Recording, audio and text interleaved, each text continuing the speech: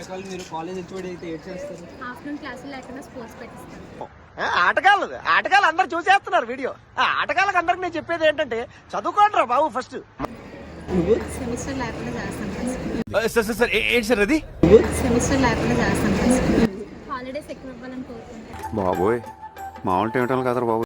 College HOD అయితే ఏడ్ చేస్తారు? మూడు ఉత్సాహం సర్వనాశనం అయిపోతాయి. కాలేజ్ హెచ్ఓడి అయితే ఏడ్ చేస్తారు? కాలేజ్ హెచ్ఓడి అయితే దీప్తి మ్యామ్ ఎందు థ్యాంక్ యూ.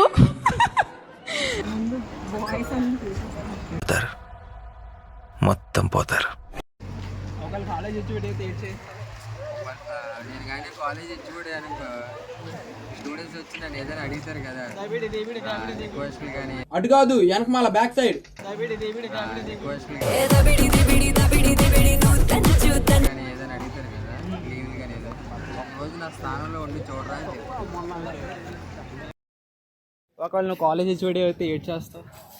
కాలేజ్ మొత్తం సర్వనాశనం చేసేస్తాను. ఫస్ట్ ఆఫ్ ఆల్ అటెండెన్స్ తీసేస్తాను, కోఆర్డినేషన్ తీసేస్తాను.